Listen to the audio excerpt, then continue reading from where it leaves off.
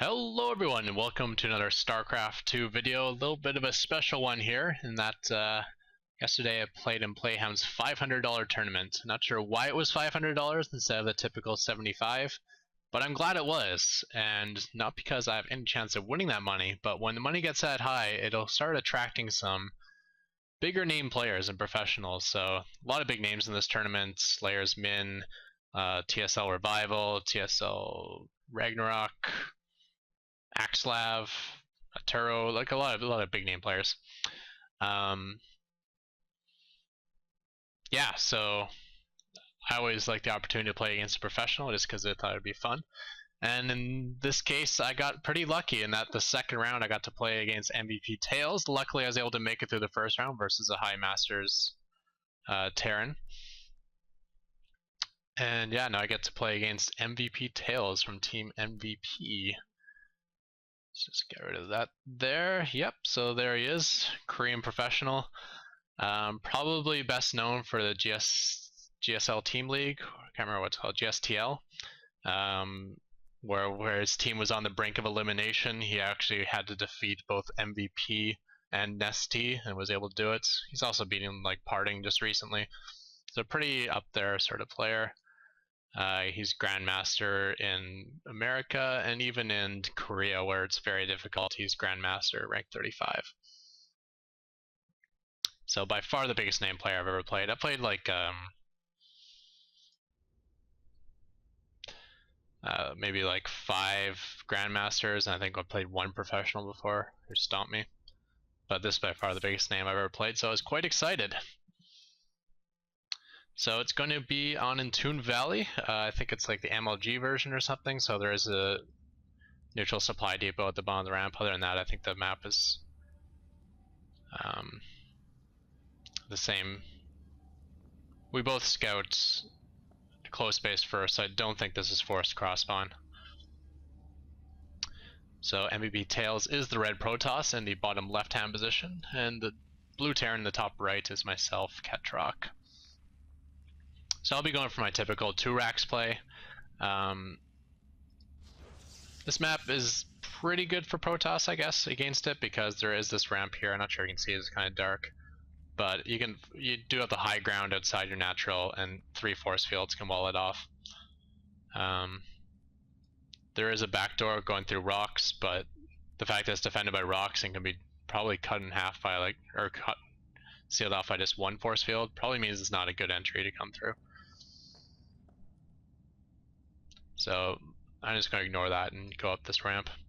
That will be the idea. So for supply depot, always in range of cannon rush cheese, but I don't expect to be getting cheesed by someone who can beat me straight up majority of games. It's typical build. It's going to be my first barracks, then the gas, then marine, orbital command, second barracks in there somewhere. Whatever. Let's take a look at MVPTAiLS here. We got second supply depot going down, 1 gateway. Building it all really tight to his mineral line. That's like an economical way of doing your build, and that the structures may not have any use here, but they're really close to your minerals, so your probes don't have to leave mining for very long. Just kind of pop over, throw down a pylon, and then pop straight back.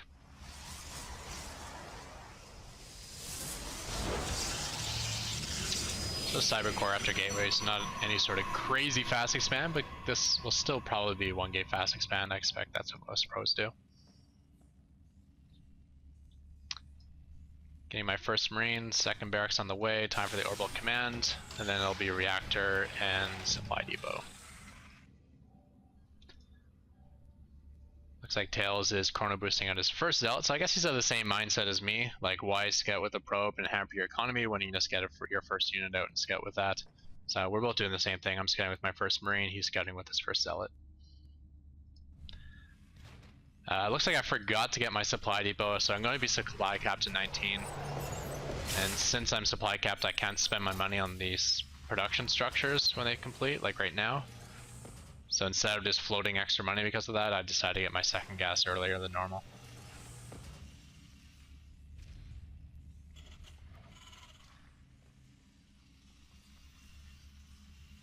Just pulling 1 guy off this gas onto this one. third SCV isn't 100% efficient, so since I don't need a ton of early gas right now, I'm just going to do 2 on each gas for efficiency, and then once I've saturated my minerals, I'll put 3 on each gas. So our first scouts both found nothing. Now he's going cross map with the Zealot, and the Stalker is catching up. Meanwhile, my Marine is heading in to scout his base. Fast expand is going down. He went Nexus before Stalker actually, so pretty aggressive early Nexus. So I'm actually able to pick off the Zealot here, and with the Stalker trying to save the Zealot, the Stalker actually gets caught as well. It's a nice early victory for me here. Just abusing Stutter Step and Concussive Shell to prevent him from getting away. And units lost tabbing, so you got a nice 275 lead, so that's good. Unfortunate part is my Marine that ran in had the worst case scenario where it didn't actually see the Nexus, but it looks like when I look back here with my view, it looks like, oh, I would have seen the Nexus because I was close enough, right? No. So I am assuming he hasn't expanded yet, and he actually has an expansion. So normally where I'd be coming right now with SCVs, and I think I would have be in good shape versus just 2 Zealots and a Stalker if I had all this coming across with 5 or 6 SCVs. I'm actually not coming at all. So I didn't leave a Marine Scout to scout his expansion timing, so I'm actually going to poke back in. I'll do my usual thing where I kind of poke at the ramp and I'll leave 1 Marine behind, say up here, just to spot the Nexus timing. Little do I know it's already complete and being mined from. He's doing a little Zealot sentry push here at the same time, so we're actually going to run into each other. I'm getting my weak units in the back. So I'm going to be able to kite this all day. And another Zealot down. Units lost tab is up to 400 for me, so nice little early ability here. Although he is coming back this time with Stalkers and Guardian Shield. With Guardian Shield, I'm not even going to be able to tickle these Zealots, so it's just time to run away. He was able to pick up, I believe, 3 Marines there. Yes, 3 Marines. But the big thing here is that poke never actually made up the ramp. So once again, I do not know his expansion timing.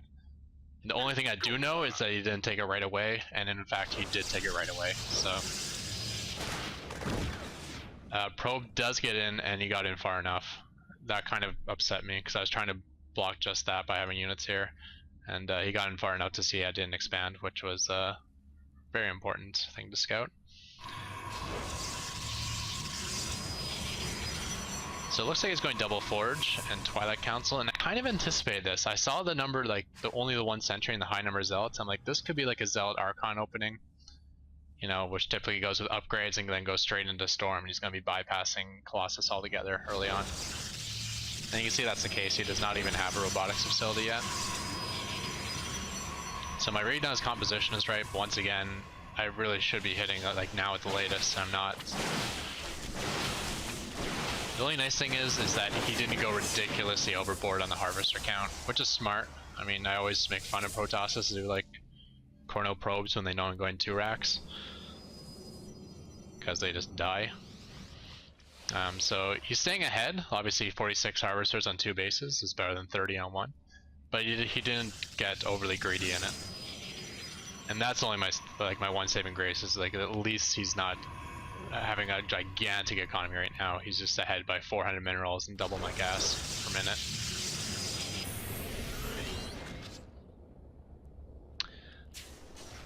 So guessing that it's going to be Archon Zealot play, I do get a second.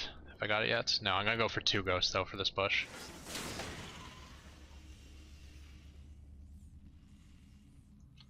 Getting my +1, getting combat shield, and going with medevacs. So it's a good timing for me, but again, it's too late against this much production. And it looks like his 1-1 is going to complete in time. It's pretty good about chrono boosting it.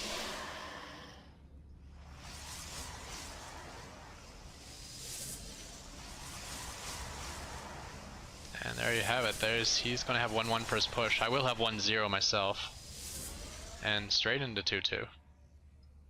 There they go. Charge will also be done in time, which is pretty nice with the number of Zealots he has. And Templar Archives on the way. My factory is going cross map, and I'm starting for my push now, bringing the Marines. 2 ghosts for EMP and medevacs. observer going cross field. Does have this proxy pylon set up for counterattacks if necessary. Temporal Archives is done. Warping in 2 just to make an Archon. Again, you gotta defend this push, so you probably don't want to waste 400 bucks on Psystorm research yet until you know you're established well with Archons. So he does spot my factory coming in here. Scan to clean out his observer. I noticed the observer following me. And now it's time for my money push here. Trying for the EMPs. Okay, EMPs. I think there's about 6 or 7 zealots I missed, but I got most of everything else. Just kind of cutting back, making sure I got the SCVs in the front to do their auto repair. Those SCVs have died. But looking quite well for me here, cutting through all this. Looks like he's corner boosting an Immortal, but I don't think that'll come in time. He's almost cut through my repairing SCVs, so I've lost that meat shield. Pulling probes, but that cues me to use my second stem. With the zealots going down, I'm going to kite forward just to make sure those stalkers cannot retreat. That is GG. So super exciting game for me. You can actually see my live reaction. I'll put a link to it in the details because I was streaming at the time, so this is all my live stream VODs.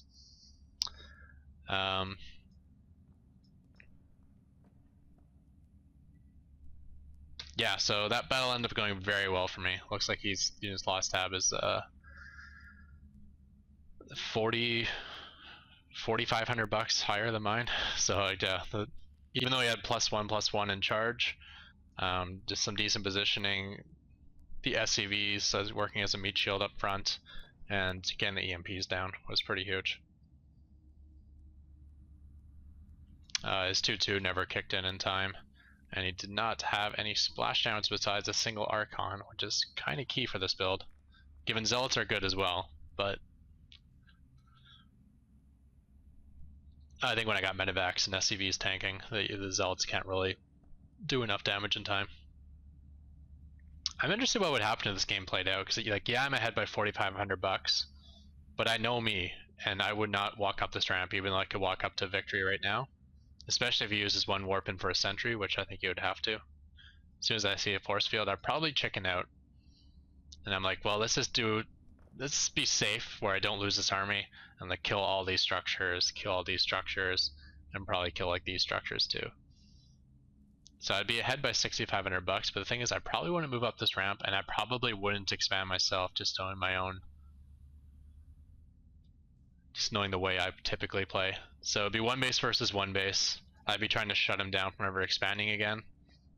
I'd have a larger army, he'd be way behind the units lost, but the thing he would have upgrades. I'd probably get to 1/1, but he's got 2/2 complete and then possibly 3/3 depending on how he wants to spend his money. And he could retech the Psystorm in here, so he could like push out of his one base with Psystorm and 2/2 or 3/3. That might stomp me if I got a much bigger army.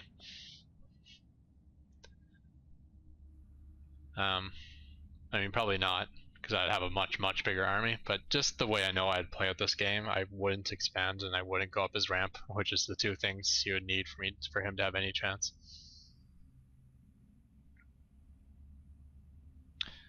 Anyways, with that, that's by far the biggest name player I've ever played. I've played maybe 4 Grandmaster players, and I think I played a Korean professional before who just kind of raffle stomped me in a TvT. And yeah, this was awesome. It's made me really happy. And with this, we'll call it the end of this video. Check the description for a thumbs up link. Thank you everyone, and goodbye.